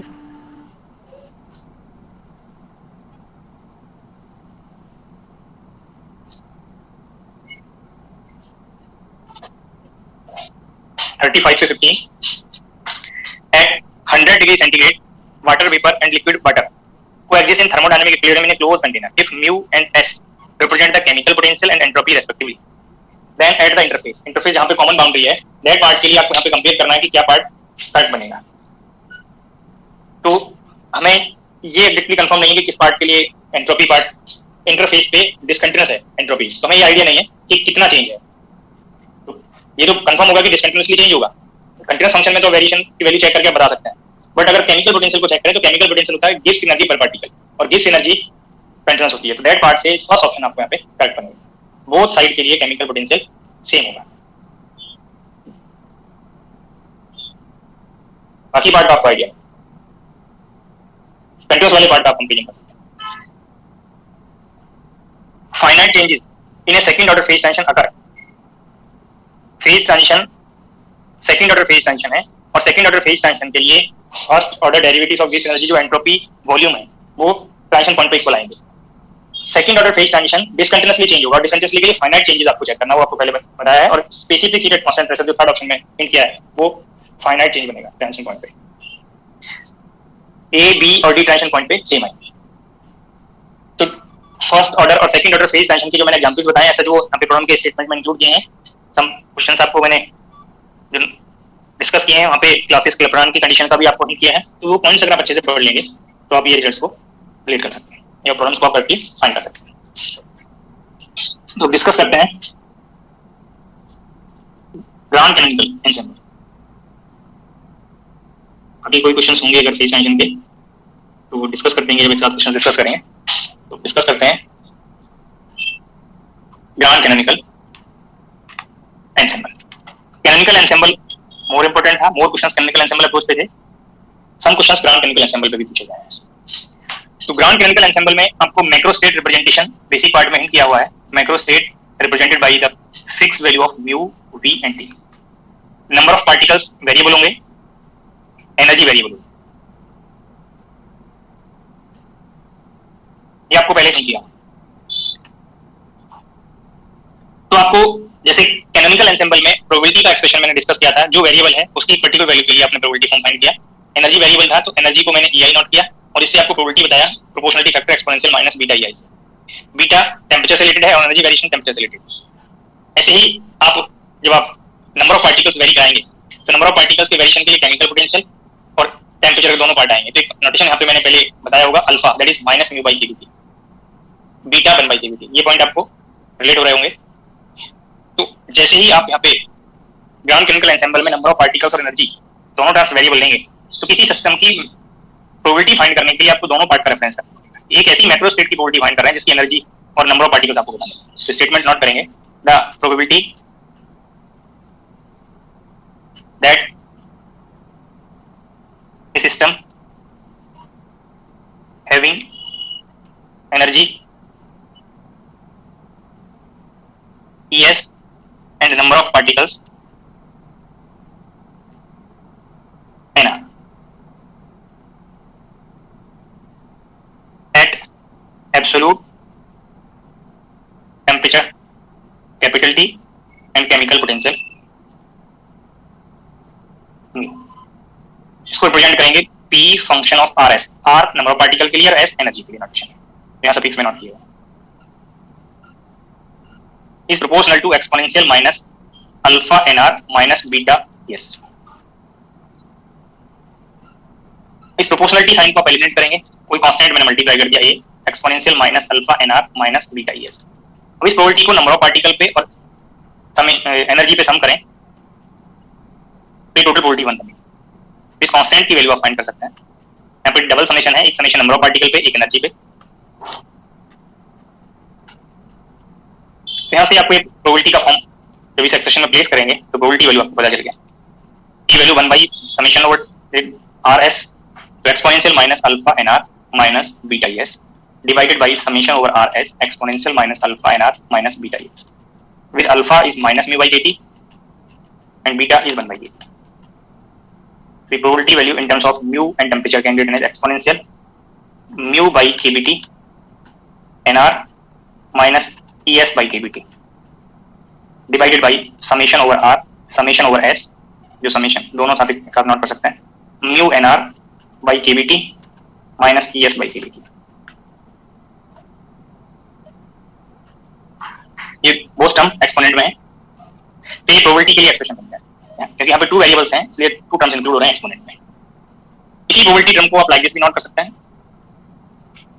P R S is equal to exponential, ये जो 1/kBt टर्म है, 1/kBt, ये बहुत टर्म में सेम टर्म है, इसको आप mu N R minus E S by KBT divided by summation over R S exponential mu N R minus E S by KBT, और exponential beta mu N R minus E S divided by summation over R S exponential beta mu N R minus E S.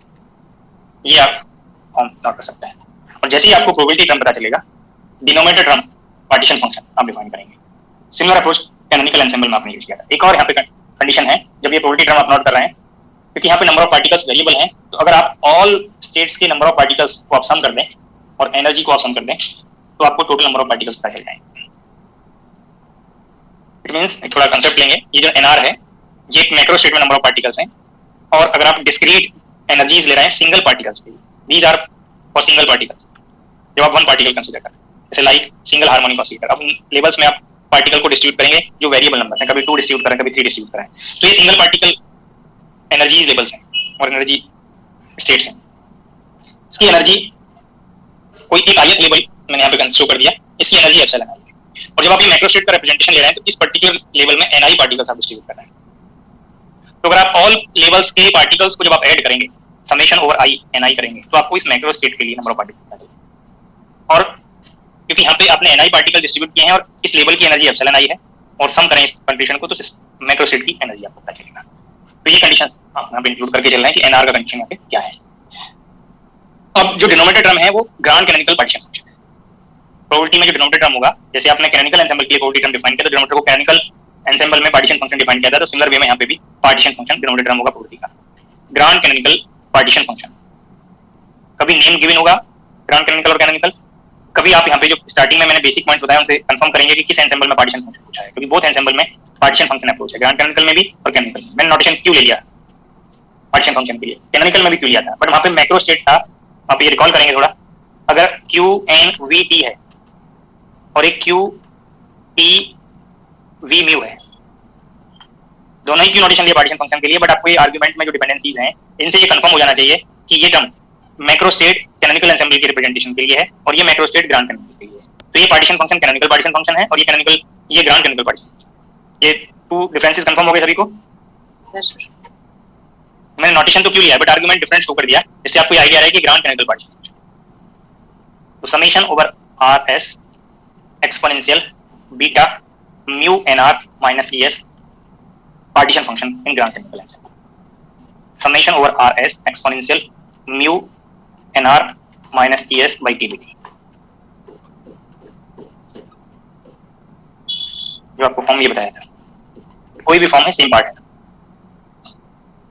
अगर आप ये think कर लें कि उस particular इस level में नंबर ऑफ पार्टिकल्स वेरिएबल हैं, कभी 2 पार्टिकल्स डिस्ट्रीब्यूट कर रहे हैं, कभी 0 पार्टिकल, कभी 10 पार्टिकल्स, तो इस पार्ट्स को मैं आगे थोड़ा सिंप्लीफाई कर रहा हूं। Q function of mu V and T, summation over R summation over S exponential mu N R minus E S by kBT, या जो बीटा आपको मल्टीप्लाई बताया था, दोनों पार्ट सेम है। अगर आप ये कंपेयर करें, summation over N R summation over E S exponential beta mu N R और exponential minus beta E S note कर सकते हैं। ये एनर्जी तब है जब पार्टिकल आपने एन आर डिस्ट्रीब्यूट किए हैं। तो एक canonical ensemble partition function notation आप लाइक दिस आप यूज कर सकते थे, summation over E S exponential minus beta E S. ये कैनोनिकल एंसेंबल में पार्टीशन फंक्शन लिख सकते हैं इसमें, canonical ensemble partition function for a system with NR number of particles. जो पहले कांस्टेंट था इस कैनोनिकल ग्रांड कैनोनिकल के लिए कांस्टेंट है, बट जब आपने ये एनर्जी लिया यहाँ पे एनआर पार्टिकल्स कंसीडर किए हैं, इस पार्टीशन फंक्शन को हम लाइक दिस नोट कर सकते हैं, समेशन ओवर एनआर, और इसमें एक टर्म डिफाइन करेंगे फिजिसिटी जेड। अब ये पार्टीशन फंक्शन नहीं है, एक्सपोनेंशियल म्यू बीटा को, एक्सपोनेंशियल म्यू बाई केवीटी। जो केमिकल इक्विलिब्रियम की कंडीशन थी, इसी पार्ट से आपको एक फ्यूगेसिटी डिफाइन हो रहा है। तो ये टर्म को आप नोट कर सकते हैं, Z power N R exponential, ये टर्म को Q function of N R T N P. तो grand canonical partition function in terms of canonical ensemble partition function अगर आप डिफाइन कर लेंगे तो सम क्वेश्चंस में आपने ये कैनोनिकल एंसेंबल के लिए पार्टीशन फंक्शन फाइंड किया हुआ है, से प्लेस करके आप ये जेड को इजीली फाइंड कर सकते हैं। तो मैंने पहले प्रोबेबिलिटी का डेफिनेशन बताया, उससे ग्रांड कैनोनिकल एंसेंबल के लिए वेरियस फॉर्म्स बताए, और इसी पार्टीशन फंक्शन को मैंने कैनोनिकल एंसेंबल पार्टीशन फंक्शन से रिलेट कर दिया। जब कभी ये प्रॉब्लम आप सॉल्व करेंगे तो कभी मैं इस पार्ट को यूज करूंगा, कभी मैं ये रिलेशन यूज करूंगा। तो क्वेश्चन के अकॉर्डिंग कैसे आप इजीली पार्टीशन फंक्शन फाइंड कर पाएंगे, उसके अकॉर्डिंग ये ऑप्शंस लगते हैं। तो लेक्चर ओवर करने का टाइम हो गया, 4:30 तक लेक्चर था, नेक्स्ट लेक्चर 5:30 से है। अच्छा, आपके पास जो मैसेज आया होगा, दोनों में स्टैटिस्टिकल मैकेनिक्स लिखा है या क्वांटम मैकेनिक्स के असाइनमेंट का डिस्कशन लिखा था? दोनों में स्टैटिस्टिकल। अच्छा, नेक्स्ट लेक्चर में क्वांटम डिस्कस करें या स्टैटिस्टिकल मैकेनिक्स? क्वांटम क्वांटम से कंप्लीट हो जाएगा अगर करेंगे, है ना। क्वांटम मैकेनिक्स के असाइनमेंट डिस्कस कर रहे थे। ये कब होती सर? हां जी, ये पेपर थर्मोवाला कब होगा? असाइनमेंट की बात कर रहे हैं लेक्चर की? ये सिलेबस इसका सिलेबस तो लगभग होने लग रहा है सिलेबस, फिर भी कब तक होगा? आने वाले 2 आवर्स में कंप्लीट हो जाता है। ओके स्लाइड इसमें सिर्फ एक डिसीजन का पार्ट बचा है और ये ग्रांड कैनोनिकल एंसेंबल के कुछ पॉइंट्स बताना है, बाकी तो क्वेश्चंस बचे हैं। क्वेश्चन में जितना टाइम लगेगा बाकी 2.5 आवर्स में शायद सिलेबस हो जाना चाहिए। Okay sir, thank you. Next lecture में, हां जी, नेक्स्ट लेक्चर में स्लाइड शो, नेक्स्ट मैं स्लाइड शो कर दे रहा हूं। नेक्स्ट लेक्चर में क्वांटम मैकेनिक्स डिस्कस करेंगे, ठीक है। ये लास्ट स्लाइड से फर्स्ट स्लाइड शो कर रहा हूं। एग्जाम का कुछ आइडिया दे दो सर, कब तक होगा चीज़? ये तो आइडिया कोई नहीं दे सकता, जो आइडिया देगा भी नंबर में लगता है उसका कोई बेनिफिट नहीं है पूछने का। अभी जो कंडीशन चल रही है उसमें कोई नहीं बता सकता कब होगा।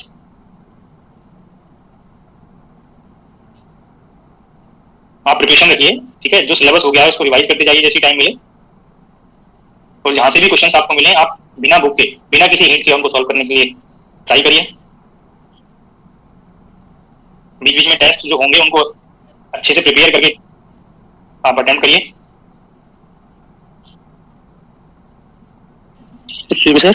हाँ जी सर जैसे जो भी लेटेस्ट गेट का और जैसे डिफर का पेपर होता है सर, उसमें जैसे अगर कुछ डाउट्स हैं तो सर वो आपसे कब ले लें, क्वांटम के हो तो? अभी शायद मुझे लग रहा था इसमें असाइनमेंट में नहीं थे गेट के और टीआईफआर के। नहीं सर, गेट और टीएफआई जो लेटेस्ट हुआ था उसके नहीं थे सर। तो उनका एक अलग से प्रॉब्लम शीट आप लोगों को भिजवा देंगे, ठीक है, उनको भी डिस्कस कर देंगे किसी। Okay okay, thank you sir.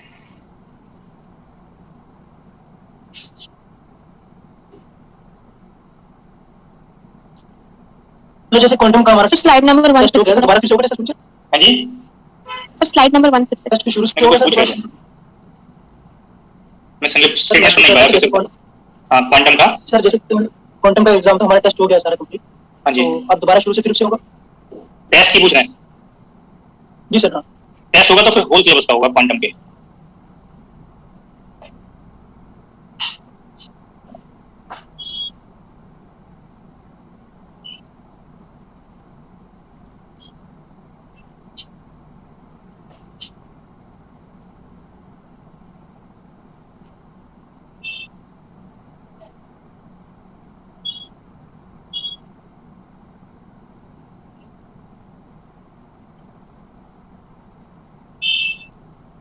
Sir, Z क्या रिटर्न है? हाँ जी, Z क्या लिखा हुआ है सर? ये फ्यूगेसिटी मीनिंग क्या है सर इसका? देखो एक्चुअल में जैसे केमिकल पोटेंशियल है, ये आप फंक्शन थिंक कर सकते हैं म्यू बाई टी का। तो जो इन्फॉर्मेशन आपको केमिकल थर्मल इक्विलिब्रियम देता है, तो केमिकल थर्मल इक्विलिब्रियम में एक पर्टिकुलर फंक्शन को मैंने डिफाइन किया है। जैसे अगर हम फिजिकल सिग्निफिकेंस की बात करें, पार्टीशन फंक्शन बीटा ई, ये फंक्शन है एनर्जी का। जैसे एक आइडिया देता है कि पार्टिकल्स को आप वेरियस एनर्जी लेवल्स में अगर डिस्ट्रीब्यूट करते हैं तो बोल्ट्जमैन फैक्टर क्या बनेंगे। तो ऐसे ही यहाँ पे ये फैक्टर केमिकल और थर्मल इक्विलिब्रियम में जब पार्टिकल्स को वेरी करा रहा है तो ये फैक्टर कितने ये इसका रेशियो क्या बनेगा म्यू बाई केवीटी का एक्सपोनेंट है, वो जस्ट बताएगा। कोई न्यू इन्फॉर्मेशन नहीं दे रहा है। केमिकल और थर्मल इक्विलिब्रियम में ग्रांड केमिकल एंसेंबल में कांस्टेंट होता है, तो इसको इजीली रिलेट करने के लिए ये फैक्टर मैंने डिफाइन किया प्रीवियसली। इसकी वैल्यू को हम चेक करते हैं तो ये कुछ कभी जेड वैल्यू, जैसे आगे आपने आइडियल फर्मी गैस पढ़ा था, आइडियल बोस गैस पढ़ा था, तो इनकी वैल्यू कंडीशन के अकॉर्डिंग 0 to 1 हो सकती है, 0 to इनफाइनाइट हो सकती है। ये वैल्यू उसकी आइडियल फर्मी गैसेस के लिए होगी और ये आइडियल बोस गैस के लिए होगी। वेरिएबल पार्ट होगा इक्वेशन के। एक फंक्शन मैंने स्पेसिफाई किया है जिसको यहाँ पे कभी कभी ये क्वेश्चन जेड नोटेशन में डिफाइन कर लेता है, फिजिसिटी के टर्म्स में डिफाइन कर लेता है, तो ये टर्म को तब आपको न्यू ना लगे, इसलिए ये पार्ट को मैंने यहाँ पे सजेस्ट किया।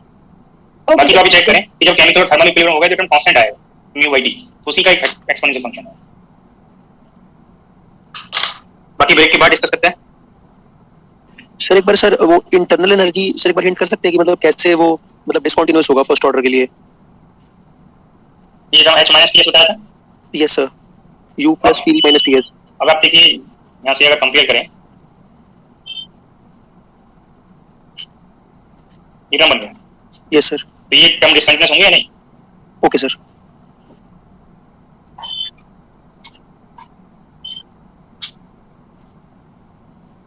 मैं एग्जिट करता